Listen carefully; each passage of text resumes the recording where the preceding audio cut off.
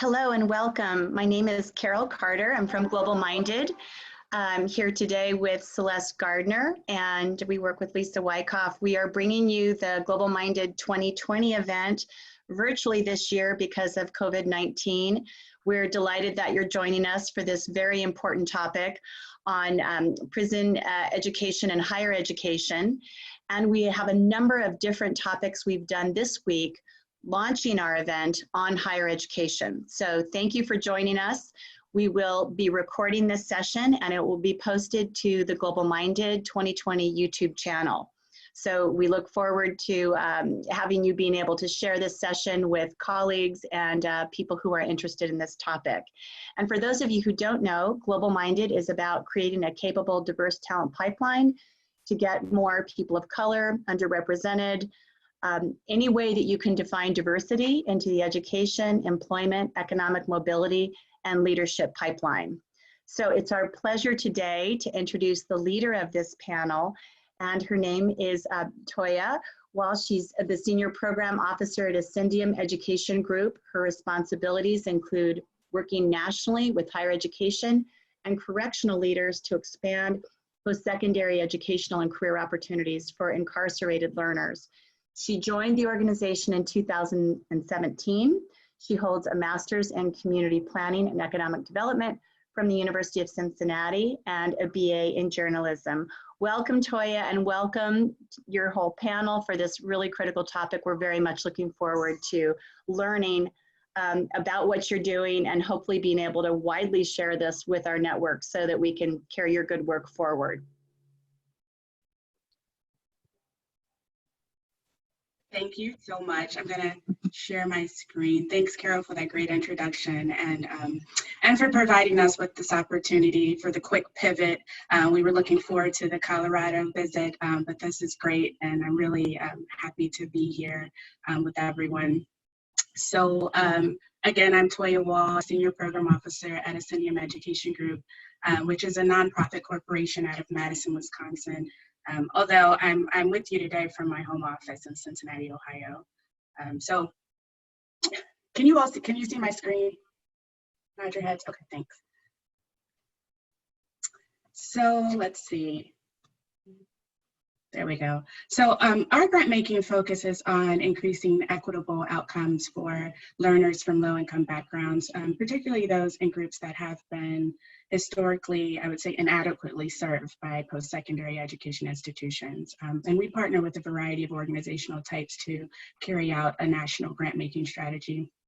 So when we think about today's post-secondary student, we no longer only conjure up this image of someone who's just out of high school, attending a four-year institution full-time or living on or near campus. Today we think about the single mother, we think about the couch surfing student, we think about the student who's working full-time in an unrelated industry. We think about adults who are in need of new skills so that they can advance in their careers. These are the new traditional learners that we like to support. But what you probably don't think about, at least not on a regular basis, are the students who are learning and studying in a secure setting. Like a small concrete cage or in a crammed open space dormitory where armed guards watch their every move. You probably don't think about the student who doesn't have access to a real library or internet or computers and has to conduct research by getting photocopied journal articles sent to them in the mail. You likely don't think about the students whose classroom instruction is interrupted routinely by security breaches elsewhere in the facility, or the student who has to check a box when they apply for admission or for a job. You likely don't think of incarcerated learners in your work to achieve equity goals or to close the attainment gap or to foster a vibrant economy because they're largely invisible. But they're also key to achieving those goals. They happen to be the population of students that myself and my colleagues you'll soon hear from think about on a daily basis. Last year, Ascendium articulated a vision for expanding access to high-quality post-secondary education inside prisons. It's one of 4 areas of strategic focus for us. And what we know is that 64% of the people who are incarcerated in state and federal prisons have at least a high school credential. And that's in part due to the fact that credential completion at the secondary level has been widely embraced by the corrections community. But despite having a really high eligible population, incarcerated people still have very limited access to high quality post-secondary options. And there are a variety of reasons for that. The biggest one is that there are inadequate funding mechanisms to sustain and support the work. But many college and prison programs are also really small, and they serve a limited number of students. There are also barriers to technology, there's space and geographic limitations, a lack of college preparatory types of support, and the list goes on really. And unfortunately, from a research standpoint, there are real barriers to fully understanding both the experiences of currently and formerly incarcerated learners, as well as the factors that influence their access to and completion of a post-secondary credential. We really don't have reliable aggregate student data, and the ability of institutions and departments of corrections to collect and share that information in a robust and consistent way is often really challenging. Which is an issue, by the way, that we are currently trying to tackle in some of our work. But what's really important to know is that federal and state institutional policies and institutional policies and practices, create unique impediments to post-secondary completion for students in prison. Issues such as exclusionary admission policies, financial aid restrictions, disciplinary practices, and credit transferability issues are all huge hindrances to the expansion of these opportunities. And finally, we know that 95% of incarcerated people will be released, and the extent to which they are able to upskill and to pursue their intellectual interests will be a key factor in their ability to secure meaningful employment and reintegrate into their communities and ultimately move on with their lives. As we do this work at Ascendium, what we readily understand is that the partnership between a system that emphasizes punishment and consequence with the system that at least symbolizes intellectual freedom with all of their individual inequities is a relationship that epitomizes complexity. But we've been able to embrace that complexity because we have a firm belief that while it's not a silver bullet, post-secondary education is still a primary means of upward mobility, and the opportunity at a livelihood is everyone's right. And so we really enter this space as learners and eager to further nuance the depiction of a traditional post-secondary student and to identify real solutions that remove the unique barriers that stand in their way. So through our grant making, we're doing this in 3 ways. We are exploring new approaches and scaling proven models of post-secondary education in prison. We're also working to build a body of evidence to support best practices. And we're forging connections between corrections, post-secondary institutions, employers, and the community. And our hope is really to catalyze some systemic change and create new norms of practice. So in our presentation today, what we hope to demonstrate is that the barriers to incarcerated student success are unique and they require special attention. You can take coronavirus, for example. As you know, COVID-19 has had a tremendous impact on systems of higher education and the students that they serve. And we still don't really understand the full ramifications of the pandemic, but prisons across the country are in emergency management mode. Given their large populations, small living quarters, they have highly transient staff, lack of quality healthcare, and a lack of humane quarantine space. They are just hospitable environments for the spread of the disease. In my home state of Ohio, state prison facilities are responsible for more than 20% of the confirmed coronavirus cases across the entire state. So this pandemic has brought the vast majority of post-secondary programs within prisons to a complete halt, most without the benefit of a quality distance education alternative. So today, I'm really excited to be joined by several of our partners who are going to share the story of their work to remove some of these barriers and also tell us how they've had to readjust in the wake of COVID-19. And I've challenged them to do all of that in 10 minutes, so we'll see. But presenting them first today is Allison Lopez, who is the learning specialist at Prison University Project. Followed by Alex Humphreys, Associate Vice President and Director of JSTOR Labs. Then James Montiero, who is the founder and Executive Director of Reentry Campus Program. And last but certainly not least, Lettisha Boyd, who's Associate Director of Technical Assistance at College and Community Fellowship. So I'm going to go ahead and turn it over to you, Allison. Hi, everybody. Thank you, Toya, and thank you to everyone else on my panel and everyone out there. So I work for a college program in San Quentin, and my job is to coordinate student support and make sure the learning environment is accessible and inclusive and as safe as possible. I want to use my time today to talk about the responsibility educators, and especially educators in prison, have now and in the future to understand how trauma affects the brain and the importance of working with your student body to create a learning environment that reflects their needs. Click. All right. So our school, which was newly named Mount Tamalpais College, formerly Patton University, provides physical access to education in the prison. So we bring in the teachers, we have classrooms, we provide all the materials, all that's in place. But gaining access to the physical and touchable and seeable parts of education doesn't automatically make it accessible. And in order for our students to be successful, we need to create an environment where they not only have access to education, but they can access the parts of their brains they need for learning, despite going to class in a volatile and unsafe environment. So what that really means is that it's our responsibility to understand the presence and impact that trauma has on our students, get to know our students, and recognize that they come with the knowledge needed to create that environment. So it's taken me a while to learn about trauma and how it impacts learning, but every time I meet with students to brainstorm projects or share what I'm learning, they already know it and then some. And so I can't stress enough how much our students already have the ideas and know-how to create a safe and accessible learning environment. And it's crucial that they're involved and able to guide a lot.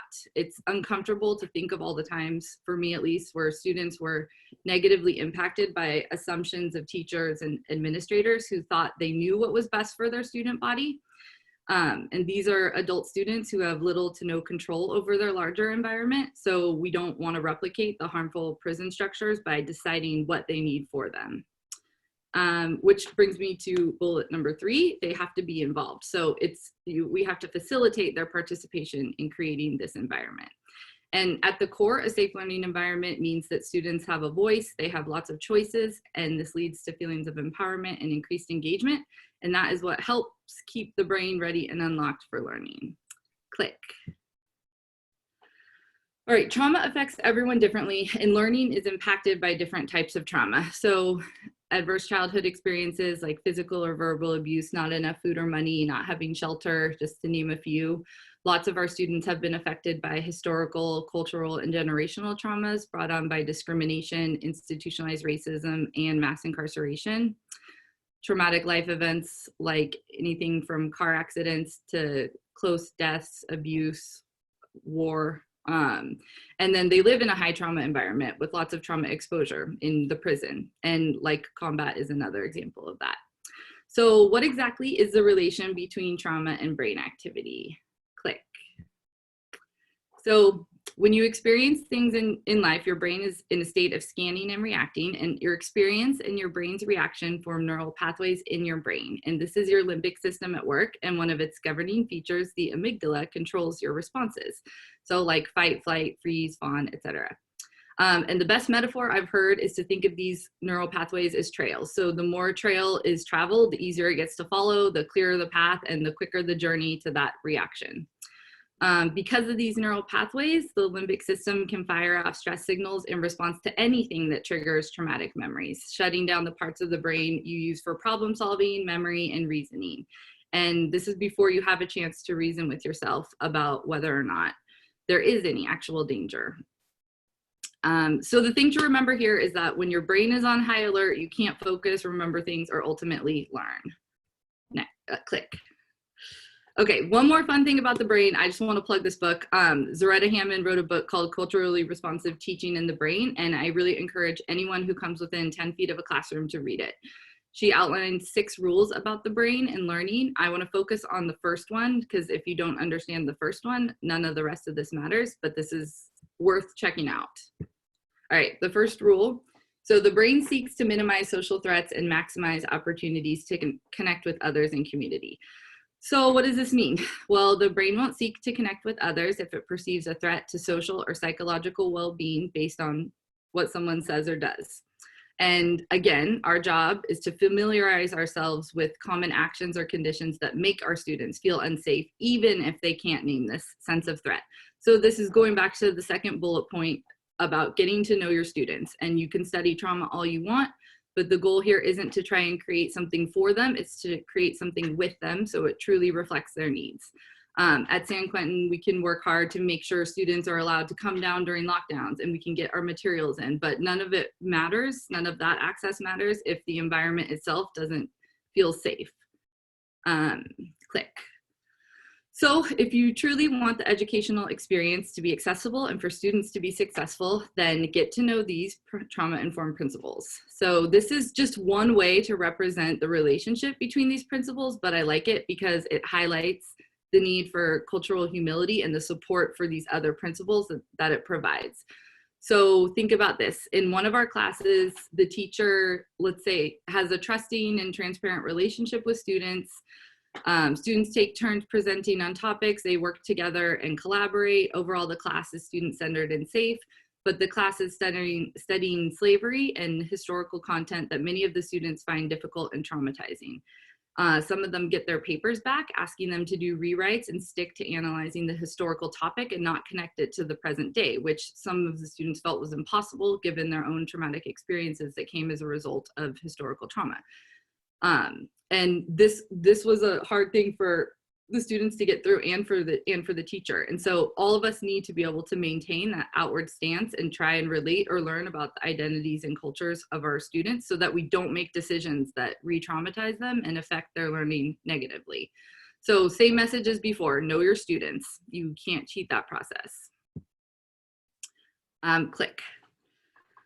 So understanding, like I just said, understanding the presence of trauma and how the brain works isn't enough. You have to really know your students and be able to identify all the ways that their learning might be impacted. There's a lot going on in the prison that might be coming to the classroom with your students. So all of the stuff we talked about, like adverse childhood experiences, historical trauma, you know, students can be in class and teachers or readings, whatever they're doing, they can be told that the way that they're speaking is wrong, that they're not having the right to communicate in their own language is being devalued. There's content that creates barriers to learning instead of providing learning opportunities. Previous educational experiences can affect a student's mindset about their own abilities. They may have been stigmatized for certain things. One student told me that he had been told he had a speech impediment when he was in elementary school, but then he was tracked to special education and just kept there, but he was just learning English at the time. And then the prison is just a high trauma environment with lots of trauma exposure. And so students are exposed to other people's trauma, they suffer traumatic events, they go through a million other things inside the prison on a daily basis that are going to impact their overall well-being and capacity to access parts of the brain that they need for long-term learning. And all this could happen before or on the way to class. So like Toya was saying, there's limited technology. This means like a lot of their work is handwritten and can be lost or damaged. They can't do their own research. There's punishments and write-ups for cell phones. Supplies can get lost or confiscated. There's no way to communicate with us outside of the time that we're in the prison, and even less time with their teachers. So there's like sometimes panic about getting all of the things you need to communicated with your teachers and staff. There's not very much space inside the prison to study or get work done, and there's high surveillance of how people are using the space and moving through the space. And then there's a ton of institutional factors that affect movement through the prison, and this can cause students to be late, miss class, just arbitrary and punitive rules and regulations, very difficult to get physical, emotional, and safety needs met consistently. So this is what we have to take into account. All of these are even worse during something like a lockdown or what's going on right now with coronavirus. Click. And here are two students showing us the plan that came up with a safe and accessible learning environment. Just kidding, but I love this picture. So like I said, it's all of our responsibility as educators working inside a prison or anywhere to understand trauma, know the basics of how that is affecting the brain, get to know who your students are and what they want and need, and then build it with them. They need to not be just thought of, but guiding this. And the ways we facilitate their participation is we have a lot of student-led committees, peer mentorship, feedback cycles, presence, which is really the hardest thing right now because we can't go into the prison. Okay, okay, click. So that's basically it. We're figuring out right now what we can do to still support our students, even though we're not allowed to go into the prison. All right, thank you.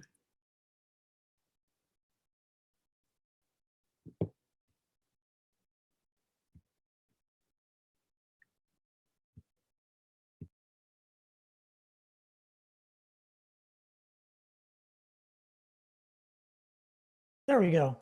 Okay. I assume you guys can hear me. Hi, everybody. I'm Alex from JSTOR Labs, and Allison and here, I'm going to turn that. Allison and Toya spoke about the barriers to higher education in prison and how we're all trying to work on breaking down some of those. And so I'm going to focus on one particular barrier, the access to library resources. And so let's look a little bit quickly at what that barrier means and why. So first of all, students on the inside simply don't have access to libraries that are anywhere close to the quality of libraries that a student on the outside would get, even those that are libraries that are dedicated to higher education and prison programs. And they're all very small and very restrictive, and so much of research has gone online and students do not have access to the internet or the ability to do research. What that means is they're denied that opportunity, and so they get research done where possible by proxy, which means administrators or teachers will essentially say, write your paper using these 5 articles or this book or whatever. And as anybody who's done research knows, that's not real research. You're missing an opportunity for discovery and serendipity and that exploration that comes. And that's an empowering thing that is obviously being denied these students. And we want to find a way to provide that empowerment and also to develop the research skills, the information literacy and digital literacy and critical thinking that comes from being able to explore, to do unguided research.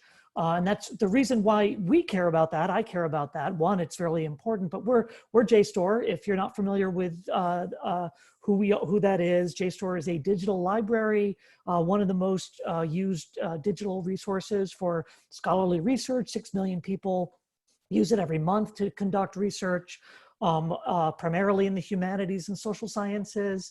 And we care a lot about providing access to these resources to communities that don't get access through normally, that are underserved communities. Our first attempt at overcoming this barrier specifically to access to library resources in prison education, we started 13 years ago with the BARD Prison Initiative.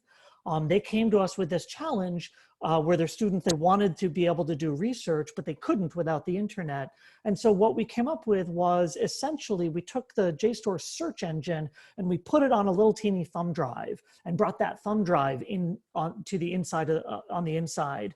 What that means is that students were then able to, within the computer lab, do searches and conduct research, but then when they wouldn't be able to click through to get access to the article because it's too large to put on a thumb drive, the database, and the Department of Corrections requires media review of all of these materials. So instead what happens is a student does a search, requests the articles from program staff, administrators, librarians, they return to campus, print it up, bring it in. That's where the Department of Corrections comes in and reviews it, because every piece of media has to be reviewed. And then finally the student gets to read it. In the best case scenario, I talked to one student who said in the best case that cycle would take 2 weeks. But sometimes he would never get those articles. And keep in mind, this is a student, he said he would never have been able to get his degree without this, without the ability to do this research. He's now getting his doctorate at Cornell, brilliant guy. So he would not have been able to achieve that without this resource, but 2 weeks to 3 months is pretty dismal. I mean, think about if you were to, every time you did a Google search for a recipe, it took 2 weeks to get a result back. And this is much more important than a recipe. Despite that sort of slowdown, it's still better than the alternative. And that, so 19 programs currently have access to this index. We're told we're one of the few educational resources that has been made available for prison education programs.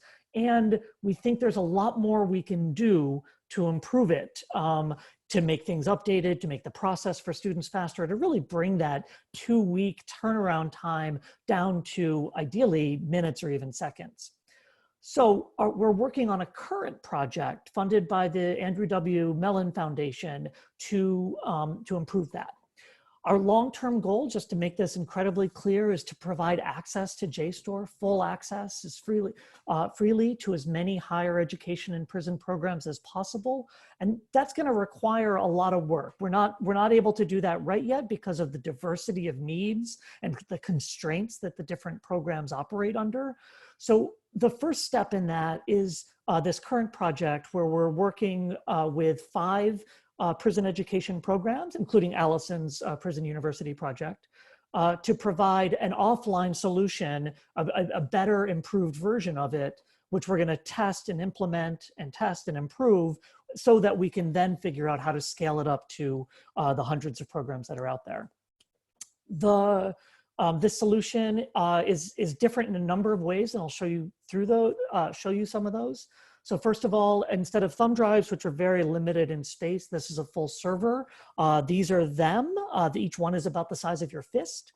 And they're designed to work in 2 different modes. So either they can be installed within the facility where students access it directly, and even though it's offline, it has all of both the search engine as well as the open access content from JSTOR, so that that content could be fulfilled immediately. But it can also work on the outside. Some facilities cannot install new servers or software. It can be used to configure thumb drives to go onto the very limited computers that some students have to work with. There's also some support for request workflow, and it automatically updates, et cetera. This is what it looks like, and you'll see that the experience kind of matches the JSTOR experience on the outside. That's our goal. We want the students on the inside to have the experiences that they can get on the outside, have it be as equitable as possible. In order to do that, we have to provide a lot more documentation and help because the students are lacking the digital skills and research basics lessons that they might get as easily on the outside. So we have a lot more documentation for certainly students, but also the administrators and program staff. So it's the same experience, but then when they go to request, it goes into a queue, and that queue is now automated to be monitored by the program staff, and if need be, the DOC. Our next steps are to implement this at these 5 prison education programs, and then continue to improve that so that we can scale it up to as many as we can. And just when we were literally shipping all of these, those little devices, COVID-19 hit, and prison facilities across the country, as Allison and Toya talked about, went on lockdown, forbidding outside visitors. Education programs shut down largely. Some switched to correspondence, but students did not get lost access to computer labs and the ability to do research. And that essentially put a pause on this project. So while we're waiting for things to open up again, we're shifting this project to really focus on enhancing the solution. And specifically, we're working to expand the content that's on the devices from only open access content to the full in copyright content that JSTOR has, and doing so securely so that we can protect the publisher's copyright while giving the students immediate access to this material as soon as it's approved. We're excited about that, and we can't wait for the things to open up so that we can get this tested and used. We think, as Allison said, we think there may be some opportunity in this, or some shift in the impact of COVID-19 to contemplating online learning.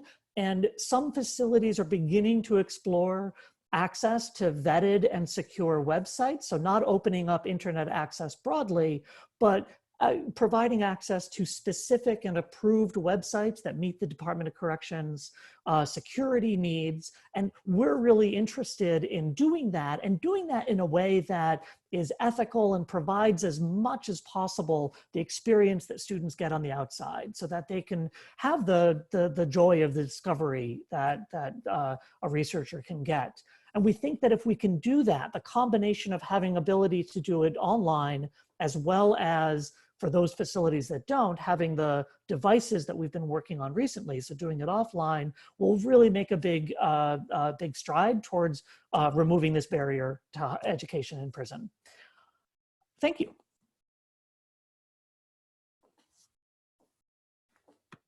I guess that's me. That's you. Yeah. 1 second, share screen. Oh God, where is it? Prison education, Microsoft. So where is the screen? There it is. Can you see it? Okay, cool.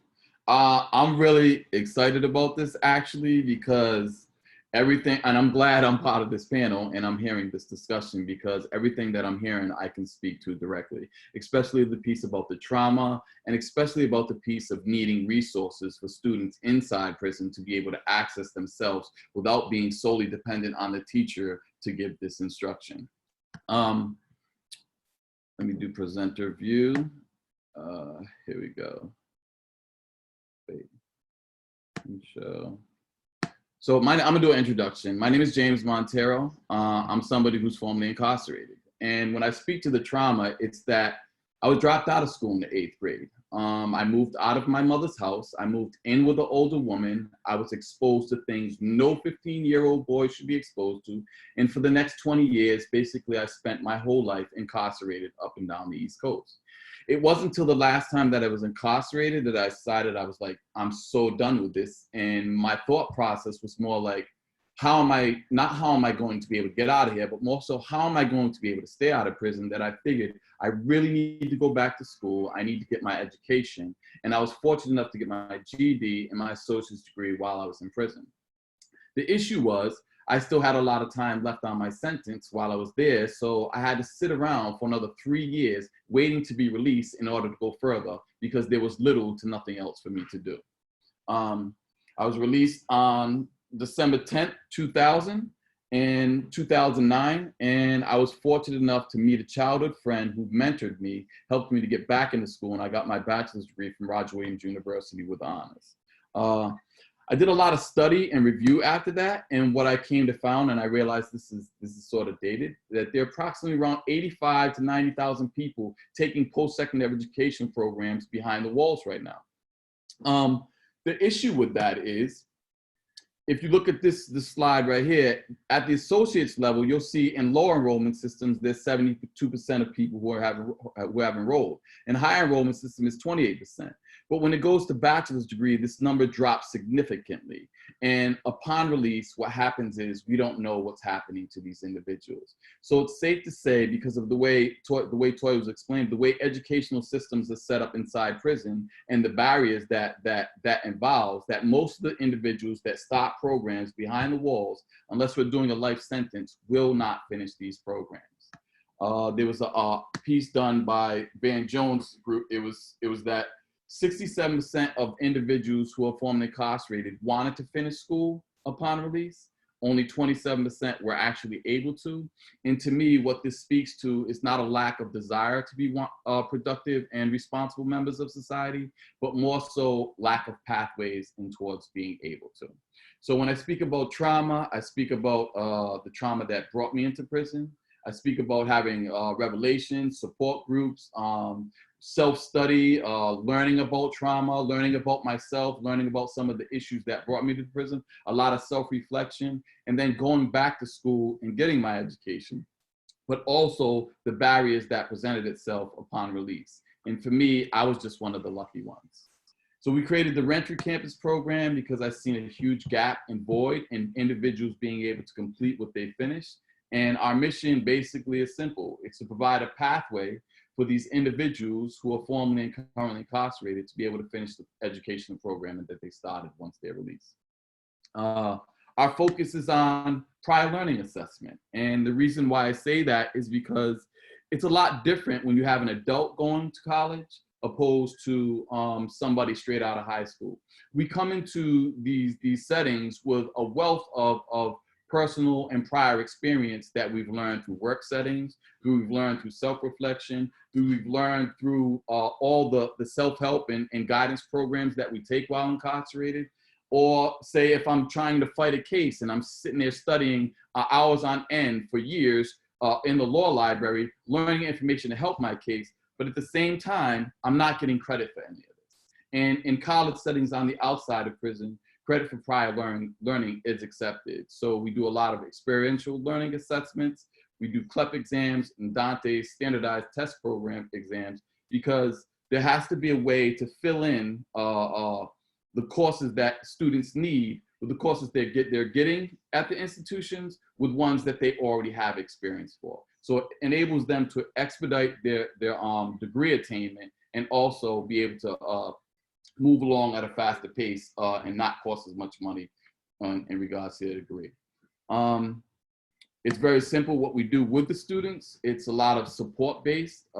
We do discharge planning and case management services for them. We have academic advising and counseling services for them because a lot of students have never been through this process before.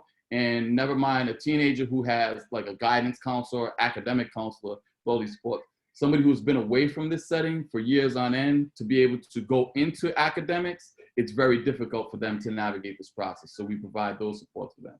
And the mentoring piece, I want to say that this is huge because there has to be a way to create learning environments. And for me, coming out of prison, it's like you're fed all this information, once a convict, always a convict, you'll be back. And eventually, at some point, you begin to adopt these messages.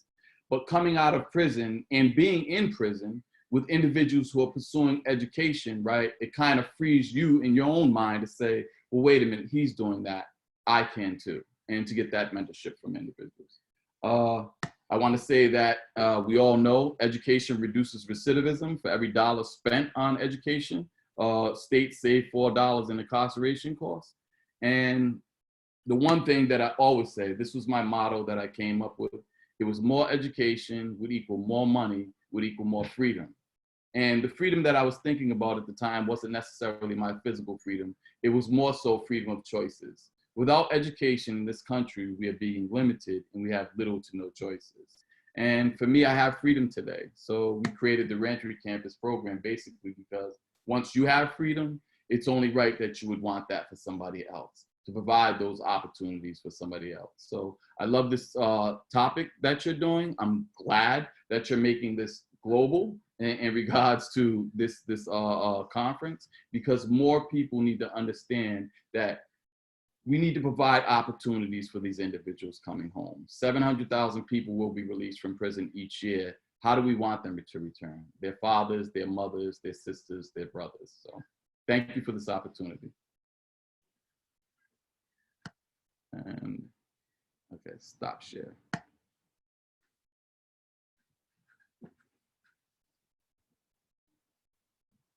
I think that's.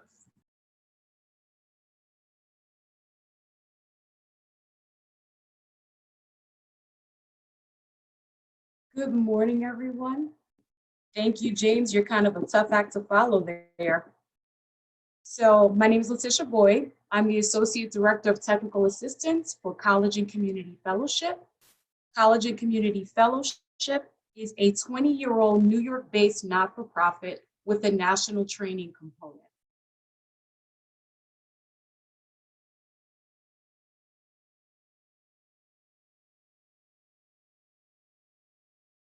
So College and Community Fellowship's goal is to help women who are formerly incarcerated or justice involved gain access to college education. We also have distinct program areas that help people navigate the systemic changes and the policies that the particular policies that impose barriers to higher education for people. So literally we do this in 3 different ways. Our college and career programming aims to support individual change. So the students that physically come to us looking for college access support. We advocate for institutional change through my program, which is called the Thrive Technical Assistance Program, and we're going to talk a little bit more about that. And we focus on systemic change through our policy and advocacy work. So literally, we believe in order for justice-involved students to be successful, it's important for them to be able to, it's important for us to support them individually, but also teach them how to advocate for themselves, and also teach and educate our partners in different systems and different institutions that they will navigate, have navigated, on how to perfect their service delivery so that they can provide more opportunity for people. That's the only way we believe to really advance outcomes for people beyond even post-secondary education. So we're talking about sustainable life outcomes.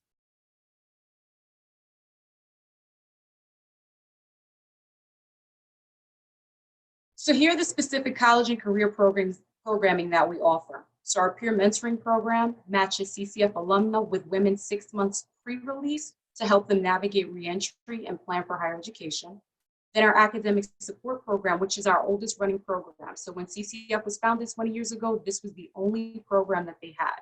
And it literally aims to help women, obviously with criminal convictions, earn college degrees, provide one-on-one community support, including programs for women that are not ready to come into college. So we have a community sisters component.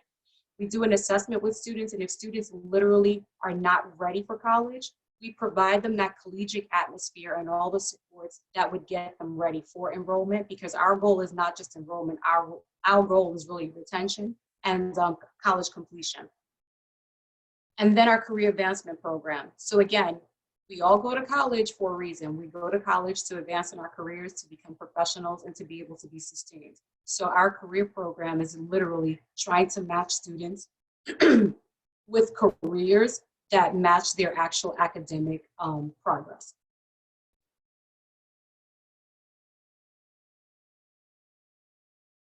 So our peer mentoring program that's been recently relaunched, again, will connect women to mentors 6 months pre-release, with the goal of helping them start to think about what college looks like. That will be their go-to person for that particular conversation and for that particular connection, and to connect them with other resources. What's interesting about the peer mentoring program is, prior to this pandemic, they used to also provide college and career workshops inside of the prisons.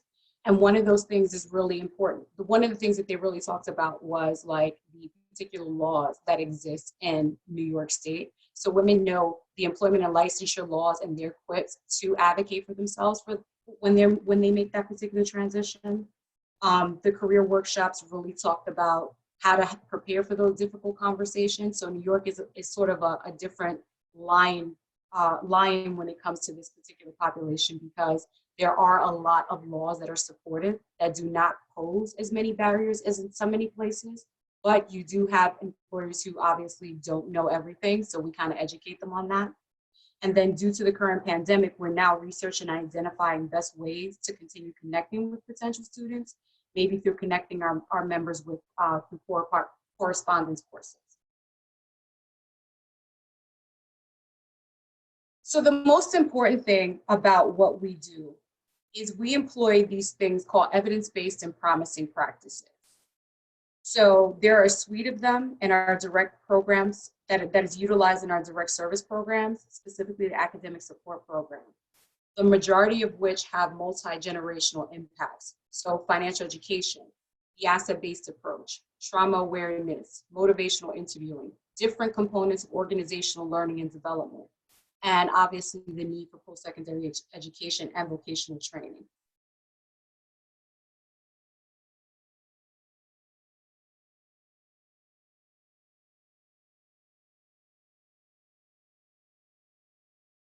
So again, in order to support the institutions that people navigate, we have the Thrive Technical Assistance Program. And it teaches different agency types how to embed those particular evidence-based frameworks that we actually just saw. And it looks different for different agencies. It's a customized training, it's a national training. And if for service providers, we're talking about colleges, universities, reentry agencies, community-based organizations, corrections counseling staff, parole and probation. We aim to help them strengthen their service delivery. So we have specific conversations about how they can embed those particular evidence-based practices. And for employers, we train them on how to tap into an underutilized workforce, kind of dispelling a lot of myths that employers may have, teaching them about particular protections, educating them about the laws. Any state that we train, we have to understand the employment and licensure laws in that particular state. And we educate these HR managers about those, because in essence, they could potentially be breaking the law and not even know it, just by following particular practices of automatically denying people that have criminal convictions. So the interesting part about the training is it covers a wide array of things. So we're not training people on how to be trauma practitioners. You don't have to be a social worker in order to understand the dynamics of trauma, as Allison had so eloquently stated. We're teaching them how to create a more trauma-informed service delivery. So the basic understanding of what trauma is, the trauma life cycle progression, reactions and effects of living with trauma, stigmatizing language and messaging, relationship between boundaries and trauma, and then collateral consequences related to criminal justice involvement, universal challenges and gender-specific challenges. Before COVID, due to COVID-19, more than ever, agencies really need to understand the impacts of trauma. There's going to be an increased need for financial education, which is another component that we actually teach. The uncertainty and isolation of the pandemic alone can exasperate trauma feelings. So it's really important that agencies, if you were not really a component, if trauma was not really a component of your service delivery, to kind of like try to start thinking about those things. Most importantly, we talk about ways to mitigate challenges. So we can talk ad nauseum about all the barriers and all the things that exist for people. But what can you actually do to try to make those barriers a little bit lessened? Again, we teach people about the federal employment guidelines, educate them about the states who have adopted fair chance policies, talk about steps individuals can take themselves to become more competitive in the labor force, and then how to look at things from a strength-based framework. So how to use motivational interviewing to get people to really want to go forward in their educational process, and really understanding that the onus is on that particular person, but how to have conversations to be more supportive. And how to impose what's called the asset-based approach. So inside CCF, we utilize something called asset-focused leadership development, looking at the talent that is the student and assessing how you can help grow that talent for them to be successful. Obviously, financial education. I am a certified financial health counselor.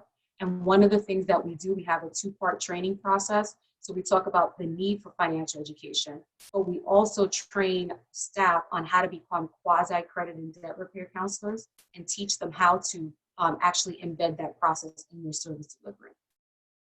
And then again, supporting organizational growth and success.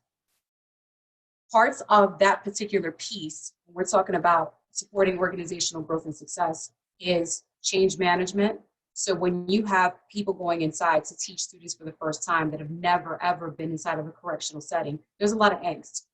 There's a lot of, uncertainty. Then they go through a particular training that's provided by DOC or the Department of Corrections.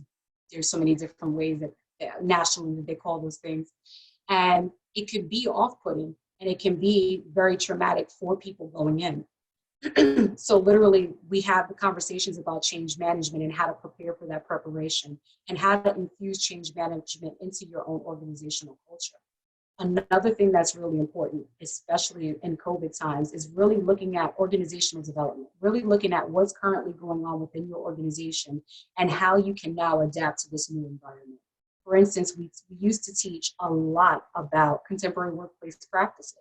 And for some places, it was like impossible. Corrections were like, there's no way we could ever allow people to work from home. Different colleges were like, that's just not an option. Now it's even more important for you to really take a look at how you can do that. So we were having those conversations even before COVID hit. So really training people on how to improve their service delivery, but also improve their own infrastructure. So anyone interested in learning more about how you can connect with CCF?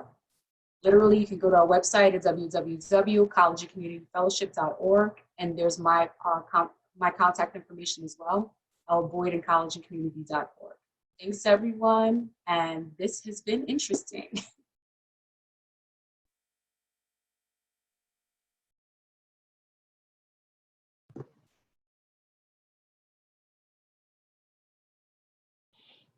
And we have time for questions. So go ahead, you can put them in the chat, or you can, unmute if you want to ask the group. So go ahead and ask some questions.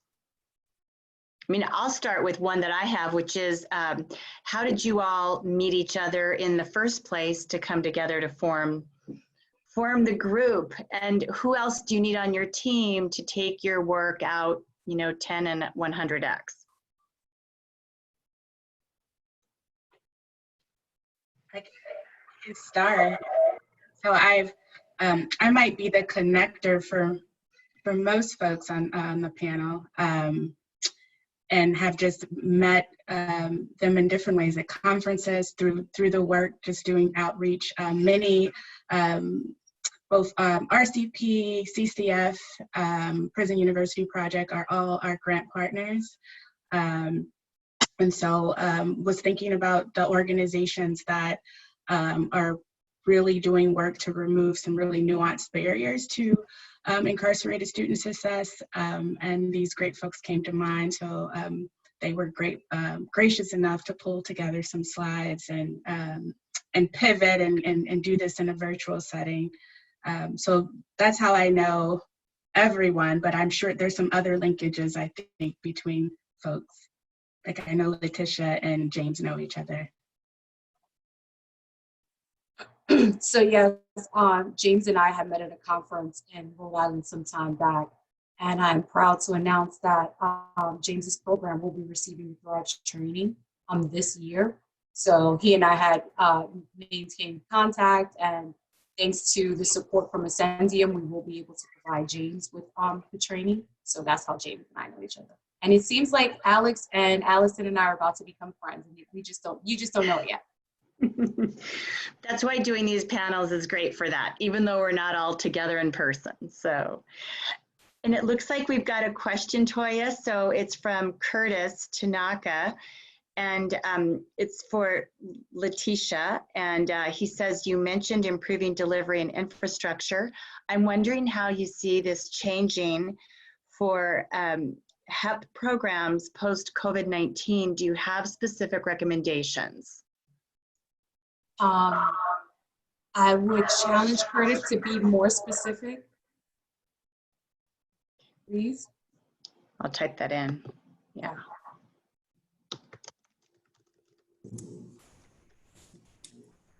Okay. I can just unmute and ask perhaps a little bit than typing it in. Hi, Curtis. Hi, Lettisha. I was just wondering, because so many programs have had to stop or adjust their programming, things are going now to like correspondence models, or in some cases online or technology-enabled delivery. I'm just wondering what you see, how you would see programs adjusting after this. I mean, do you think more programs will have more options when it comes to delivering their coursework or other supports? Do you think that they should be advocating right now for different kinds of infrastructural supports to navigate these kinds of disruptions? Absolutely. I think more than ever, this is an opportune time for change. And I think more than ever, more people are open to change, more organizations are open to change. So I think that it's a conversation that needs to be had. And I think that, yeah, right now is particularly when you're talking about corrections, because my correctional partners, you know, I'm constantly in conversations with different folks. And what I'm hearing is they're now saying, wow, you know, this has given us an opportunity to really rethink how we do things. But obviously when you're dealing with those large systems, everything takes time. So I just think that it's important for us as service providers on all different levels to just keep engaging people and having those conversations and being creative and thoughtful and how we have those conversations and realistic, right? Because we have to be mindful of the systems that we're dealing with. So like having some realistic conversations with program heads and facility managers about how we can kind of keep things moving. Great, but always looking at it from their particular perspective, right? So kind of putting yourself in the mindset of corrections, if that makes sense. Mm-hmm. And understanding the challenges that they may be having right now at this particular time. So that's something that I do. When I have conversations with people, I always try to understand my audience and really understand their position. So that's why I say make sure your asks are kind of realistic when you're being thoughtful and creative about trying to make those changes to keep programs continuing. Great, thank you. No problem, thank you. Toya, do you want to have any sort of parting thoughts, or maybe have each person just with one more thought to wrap everything up? Sure. I mean, if other folks on the panel want to engage in that way, or I'm happy to just wrap us up. If you have any last thoughts, panelists, feel free to chime in. Yeah, so financial education, please keep that at the forefront of your brains.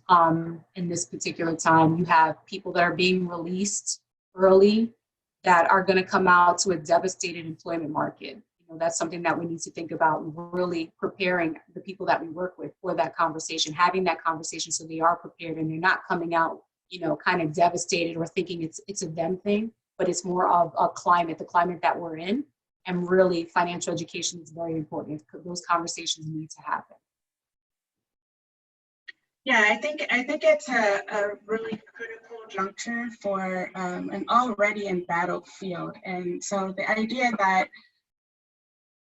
distance education will is a necessary thing, but it's being promoted in an exploitive environment. I think there's a lot to balance there, and so we have to do with a lot of integrity and be very intentional about it. And I think it's important to have just all of the stakeholders at the table so that we don't lose some of the great high quality things about in-person instruction. And feedback from instructors and that sort of student camaraderie to just a virtual platform, which is the easiest thing to do in a prison facility that is thinking all the time about security. So there's a balance to be struck there, and I think we're really interested in folks coming to the table with ideas on how to do that in an effective way. I just want to I've really enjoyed this discussion. I actually didn't think we would have time for questions, but I'm glad that we had time for a few. But I'm going to leave you with this slide. It's been up for a while. I hope that you can see it so that you are reminded of the organizations that were on the call. But we're really easy to find. I wasn't going to give your email addresses away, but I see that you all have done that. So, but thank you everyone for your engagement, and I hope you have a great holiday weekend. And Toya, thank you, and thanks to everyone. And I think what you just said, these are times that really require a lot of creativity and imagination in COVID to look at some of these pernicious problems that we're going to have to look at very differently to be able to take them forward in the next couple of years. So maybe we can really put some ideas out there as some of the follow-up for this as well. And we'll have this posted on YouTube and be able to share that widely. And thank you all so much. It's been great seeing all of you virtually, and we hope to have you all with us in Denver in June of 2021. And we hope there's a vaccine in early spring. So thank Thank you for your really important work. And James, we totally want to profile you for the newsletter. And, you know, all of you, Lettisha, Allison, I mean, everyone, your work is fabulous. So let's think about other ways we can share that with our community, and we'll get it traveling. Thank you so much. Thank you. Thanks Great all. job, everybody. Have a really good weekend. Bye-bye. Bye.